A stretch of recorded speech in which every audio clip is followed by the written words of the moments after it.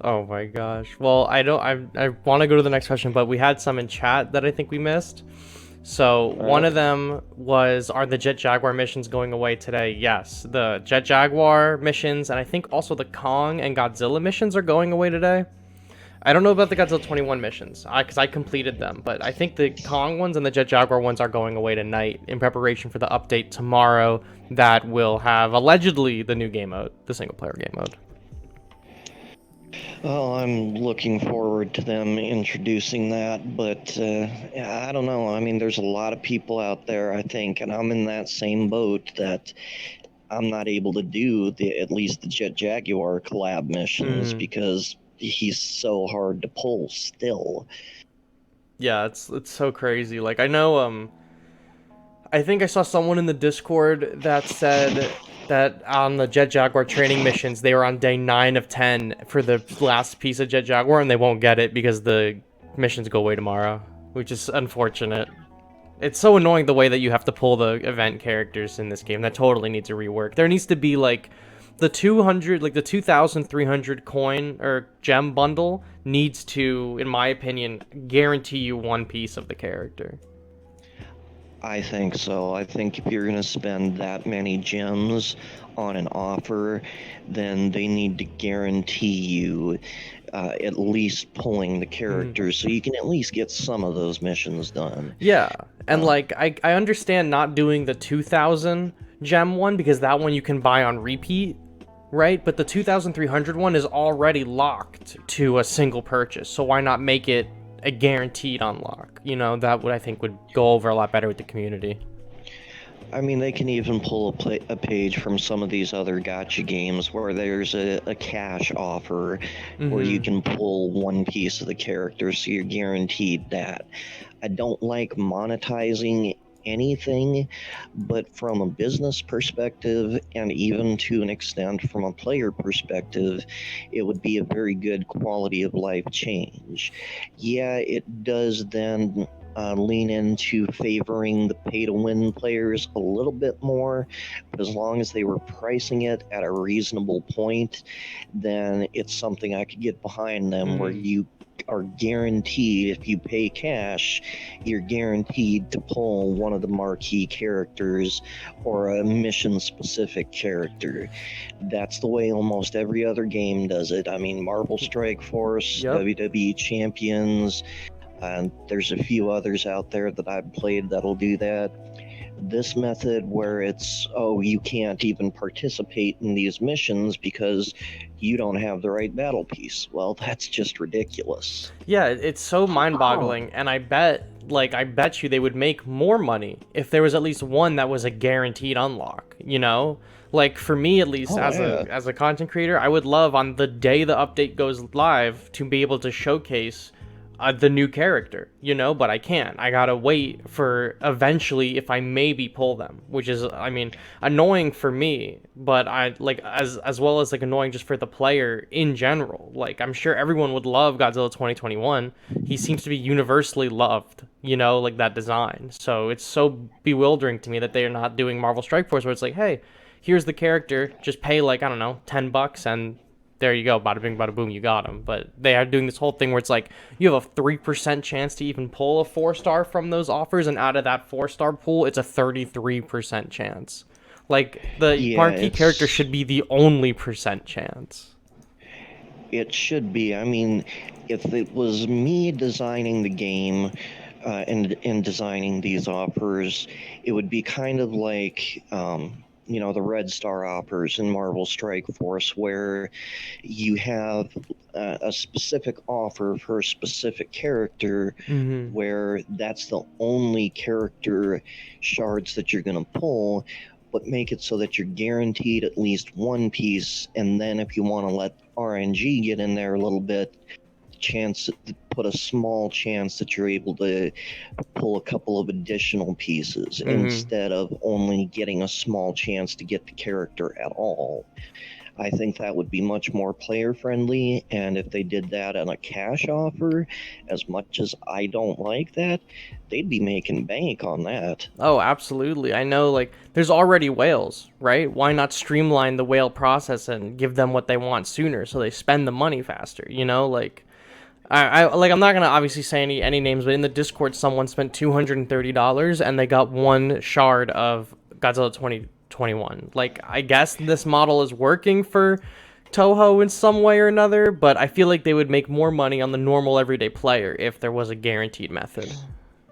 And if they did that guaranteed method, not only are they going to get the money from the whales, they're going to get money from the guppies. They're going to get money from those people who, like me, are on a budget. You can only spend $5 to $10 a month on your mobile games, but they're more likely to give you that money if you're giving them something in return rather than just having them pray to the RNG gods, because the RNG in this game is terrible. Yeah, it's atrocious. I mean, there's not too many games out there where I've seen RNG this bad, and a lot of games that do that, where the RNG is that bad, it ends up costing the game. I've seen games go down because the odds of pulling a character are so low. So I think they need to, and they've been good about this. What I'll say that they have done fantastically well about is they have been taking the feedback that they're getting from the community and they're implementing changes based around that feedback. Now, they might miss the mark occasionally as far as what they think the best course of action or the best way to rebalance the game is, but the fact that they are actually trying in every patch it's speaks huge. volumes for the quality. Yeah, I think I believe I said that in maybe the video I made about the nerfs or in the last interview that we put up, but it was like they're listening, and I've spoken with the developers one time. I reached out to them and they reached back to me, and they said that they are somewhere in the community gathering feedback, and then they said they're looking at the submissions that people send in, the inquiries. If you're like, oh, you know, this unit's too powerful, blah blah blah, in the inquiries, they definitely are looking at that. I think they're looking at Reddit, and they know Discords for the game exist as well, and because I mentioned that to them and they acknowledged it when they spoke to me. So they're gathering feedback from the community, and the fact that every season they've addressed community concerns regarding specific units is way bigger than I think most people give them credit for. So Oh yeah, because you look at other major developers, and the one that I rag on the most, I can't stand Scopely. Yep. Scopely's a pretty big developer. They've got, I don't know, a couple dozen games total to their portfolio, and they are just incredibly tone deaf. They take forever to respond to community concerns, and it seems even longer to respond to community outrage. Yep. And they're an experienced developer. And now you got Toho Games, who's basically a brand new branch from Toho, who is doing everything from a developer standpoint right. Yes. We're going to put out a game. We know it's solid. We're going to take the feedback that we hear, specific feedback from the community, and then we're going to try to improve upon those things. That, from a young developer, a new developer, is huge for a game's longevity. If they can continue to do that, this game easily has the power to be up there with the major mobile games like Marvel Strike Force, like Dragon Ball Z Dokkan Battle, those really big ones that are out there. If they can continue on this path, they can make a game that's on par with the quality of those major developers. And I think that might be their plan, because in an interview they said that they're hoping that by this game succeeding and doing well, they want to move into console games. You know, they want to develop console games themselves. So I think that they're really trying to build a community over that. I know, they're like, we want to do more Godzilla console games, but we're not going to license them out. We're doing Toho games. Our first mobile game is this. If it does well, we would like to branch out into console games. So if you want a console game and you want to, and if, especially if it's a fighting game, you want the developers to listen to you, to listen to community feedback. So the fact that they're listening at this stage in time is fantastic. So I couldn't be happier with that. Oh yeah, that's easily as frustrating as it gets dealing with these bugs and the hackers, and knowing that the development team is aware of these issues and it's still taking them time to get around them. Yeah, it's frustrating, but so far the first 3 seasons, first 3 months, each and every time we are seeing improvements. Things are trending in a positive direction. That is hugely important for the game, and I think it's hugely important for the community, not just for community for the game, but for the Godzilla community in general, to see that they are taking this game seriously and they want to use it as a launching point for further non-licensed media, for them to turn Godzilla back into a multimedia franchise. That is something that would be huge for the community. I mean, yeah, the legendary MonsterVerse has been fantastic. I mean, obviously, even Godzilla vs. Kong had some serious flaws in it, but they were great quality movies. But now Toho's saying, you know what? We're going to go back to doing Godzilla. We're going to bring Godzilla back. And, I don't even know how many people out there are aware of Toho's plans for Godzilla, but they're pretty They're trying to bring him back like in full. Like, I mean, you already are seeing while the MonsterVerse is going on, we got the 3 anime movies, Shin Godzilla and Singular Point. Oh yeah, and I mean Shin Godzilla, I thought there's a lot of people out there that didn't like Shin Godzilla, and I can see that. I understand why.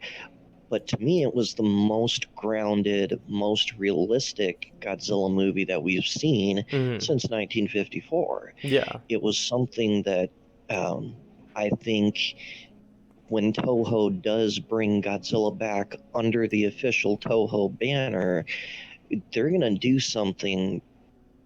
They're going to do something different with them, because they've been trying different now since the 3 Godzilla, the anime trilogy. And I didn't much care for the trilogy, and there were a lot of downsides to Singular Point as well. But the fact that they're continually trying to bring Godzilla into a more modern and grounded world than relying on those fantastical sci-fi elements that we saw from basically the 1950s onwards is very promising. And they have seen that Godzilla still has a place in this market, especially in the Western world. Yeah, people love Godzilla, especially when they're kids, when they fall out of it, just kind of like Pokemon, stuff like that. But when it comes back, it comes back. Like, people loved Godzilla vs. Kong. It broke like all kinds of records, People remember seeing the old ones, and they come back and they watch. Even if some of the newer things like Shin Godzilla are so different from the norm. But I'm excited to see where all of that goes. I'm excited to see where the franchise goes. I mean, the idea of console games for Godzilla after the success that the MonsterVerse has had, there's just so much you can do with a Godzilla game. I mean, people want another Godzilla fighting game like they had with like the Pipeworks games, Save the Earth and whatnot, which is still one of the best monster fighting games ever. But there's so much potential to do other types of games with it. I mean, I could see even a full-blown RTS style game on consoles or PC. And that's just a small example of what you could do with them. If Toho is starting to realize the multimedia potential that Godzilla still has, we're in for an exciting few years. Oh yeah, absolutely. No question. But I do have more questions for you, because there was another one in chat that said, have you ever won against a hacker? So I want to say also, how often do you As think a you matter of can win fact, against a hacker? I just did that earlier today. I was grinding and I posted it in chat because I wanted people to be aware that this guy's out there to report him as much as they can. But yeah, I ran into a hacker, infinite energy hack, all their units out on the board. Took me a little time, but once, because basically all of his pieces were base level, and that happens with a lot of the hackers. Mm-hmm. So if you can get out your Bora and your Godzilla against one of these hackers, if you can survive long enough to do that, you can beat the hackers. Got it. So a lot of hackers are using low-level units. So if you just have something to nuke them right away, it should be a done deal.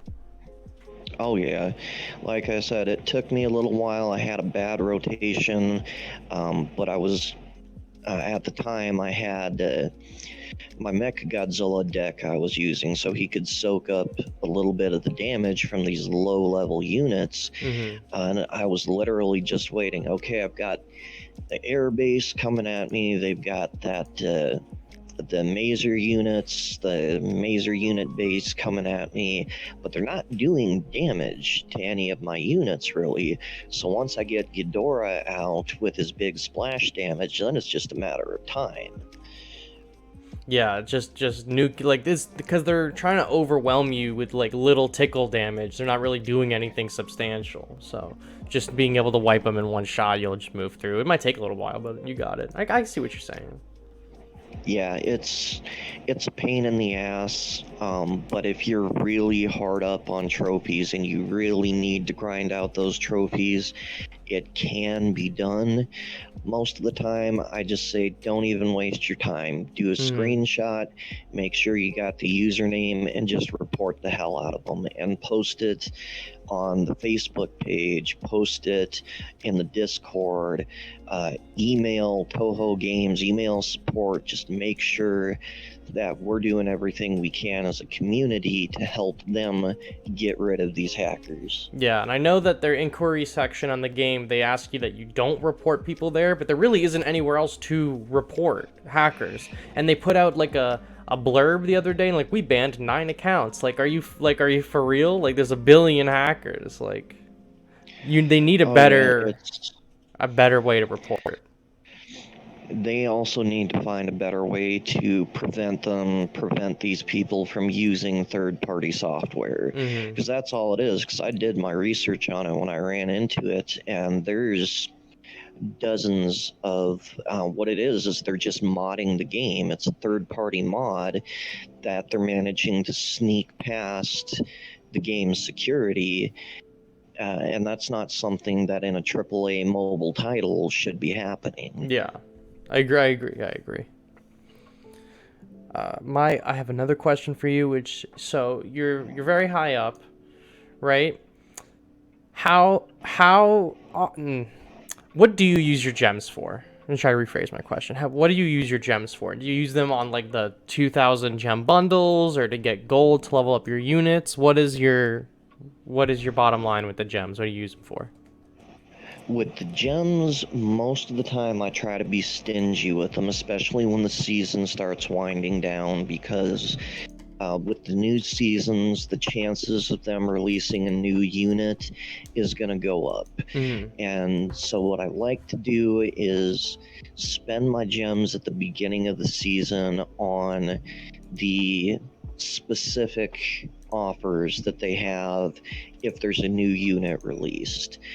If there's no new units being released, what I would typically do is, if I get impatient or if I've got too many of these 3-hour expeditions, I'll just do those 3-hour expeditions so I can open up some inventory space, so Mm-hmm. I got a better chance of getting the rarer expedition maps.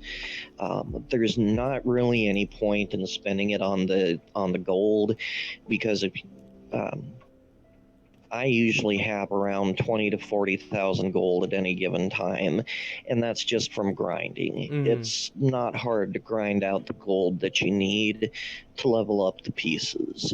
The gold economy is actually really good, and I actually think that the game does a really good job of giving you free gems.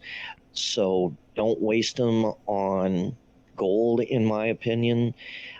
Save them for those big bundles where you have an increased chance of getting a marquee character, and maybe if you need to clean up your expedition maps. Yeah, I agree. I think that's a good strategy to use. I use them mostly in the beginning of the season to do the 2300 bundles because I like collecting the icons.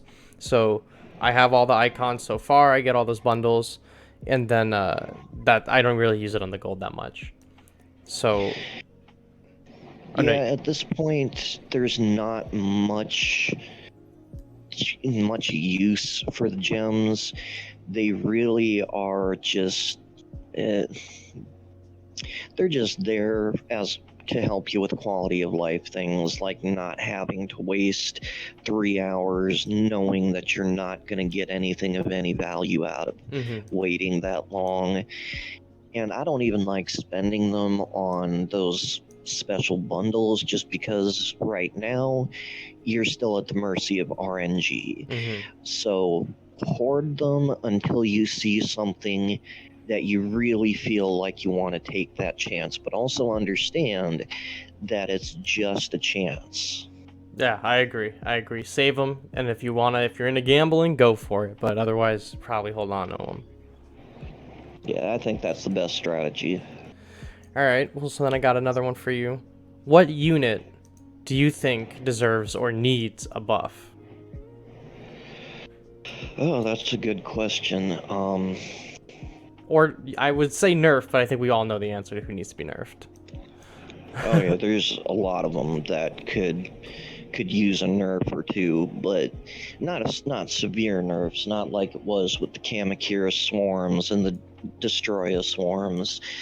If there's one unit that I would make a buff to or make a change to, it would probably actually be Biollante.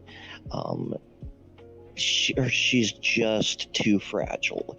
I understand that they want to keep a balance with her, and I'm okay with that, but she's so weak in her attacks that it doesn't matter if somebody gets to her as a leader, she can't defend herself at all. Whereas you've got Gigan and Godzilla and Mechagodzilla, they all, if you get in their face, they can defend themselves. Mm-hmm. So either they need to buff Biolante's health, or they need to buff her attack and at least give her a chance to be able to defend herself. More than I think any of the other characters in the game. Biollante is my all-time favorite kaiju, bar none, even more so than Godzilla. So the fact that she is a utility leader as opposed to a leader that can inflict damage, I think they need to fix that. Okay, excellent. That was a very good answer. Very good answer. I had a feeling you might say Biollante. I'm gonna be completely honest. Not even gonna lie. I had a feeling that was coming. Hey, Biollante is just a beast. The design on Biollante is, in my opinion, the most unique kaiju that Toho has ever put out. And the fact that there's such a unique history to the character as well, you've got a character as well as a great aesthetic. Let's make sure that in the game that it can truly live up to that. Yeah, I agree. Listen, I'm hoping Destroya is my all-time favorite. When they add Destroya, I'm dropping some bills, and they better do them right, because I love the Destroya larva. They were a mainstay in my deck, whether they were meta. They were definitely meta for 2 seasons, but even before we had determined the meta, they were an immediate lock in my deck. So I'm very, very much hoping for perfect form to just be an absolute showstopper. Like, that's one of them that there's two of them that they could release that I think they need to make the kings of the meta when they finally drop them. Final form Destroya, absolutely. I mean, look at the thing. It's It's terrifying. just this. Exactly. It's this demonic presence that not only for the majority of his appearance in the film kicked the crap out of the most powerful incarnation of Godzilla at the time, he also successfully killed Godzilla Jr. You don't see that out of any other kaiju in the Godzilla series. The other one that they need to make into a beast when they finally drop him would be Mechagodzilla 21. Those two, when they drop, they need to completely reshape the meta. And I'd even be okay if they were a little more difficult to obtain in that case, because you don't want everyone to have all of the most powerful units. You want them to work for it. You want to make sure that when you get those pieces, there's a feeling of reward and satisfaction and gratification. And when it comes to Destroya, oh, absolutely. If I have the money to drop on him when he comes to the game, you bet your ass I will. Oh yeah, the 100%. I would love if they had like a Dark Dimension system in this game. Like in Marvel Strike Force, for those of you who don't know, there's a game mode called Dark Dimension based off the Dark Dimension that Dormammu is from in Doctor Strange.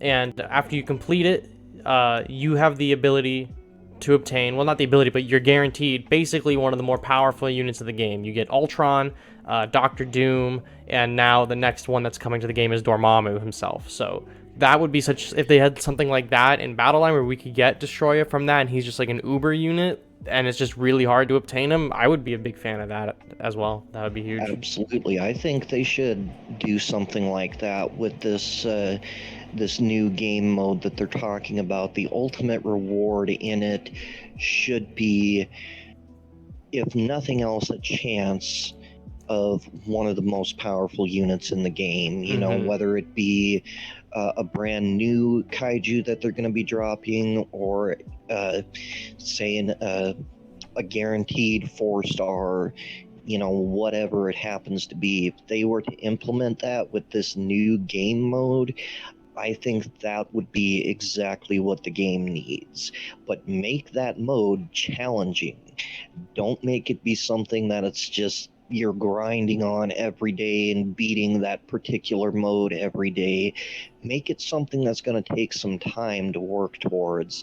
I don't mind the PvP focus, but I think if you introduce something like that in a PvE, it's going to help prevent burnout from the game. Because, I mean, like I said, grinding 8 hours a day, and yeah, granted, it's got me in the top 5, but it wears on you. It's exhausting. So having an alternative to that and having a good or even a great reward at the end of that is something that I think the game will benefit from tremendously. I agree on that. I think some big reward to chase would be a great addition for the single player campaign. It would definitely bring players in to grind it over the arena and would give new players a reason to join in. Yeah, absolutely. And it also helps to, when you do something like that, where you guarantee a powerful unit at the end, it also is going to help with catch-up mechanics for brand new players or for free-to-play players who can't drop the money for these thousands and thousands of gem offers that they have. They just go get that unit. It's just going to take them a little bit longer. And I'm okay with that. I think that is very free-to-play friendly. You can still put the offers out. Your whales are going to whale. So one way or the other, though, this is something that helps find that sweet spot between free-to-play and pay-to-win. Exactly. Well, we're almost going on an hour now. So I just want to say thank you so much for taking the time out of your day to join in. I don't have any more questions, so if chat has more questions, let me know now, or let us know now, I should say. But thank you so much for coming through. I appreciate getting to talk with the number 4 and seeing what it's like at the top. Hey, not a problem. It's my pleasure. Yeah, no worries. So, all right, I think that's gonna be it then for the interview. I don't see any more questions coming through. So thank you so much for coming. And I know you're in the Discord. I'm not gonna ask people to ping you if they have any questions, but you're around, so You I'll know be on the what? lookout. You know what? If anybody out there on the Discord does have any questions that they think I can answer for them, I'm more than happy to do so. I'm not going to stand here and say that I'm some kind of super expert on the game, but if it's help with team synergy, grinding strategies, feel free to hit me up. Awesome. Well, that's super helpful. I appreciate it. So thank you very much.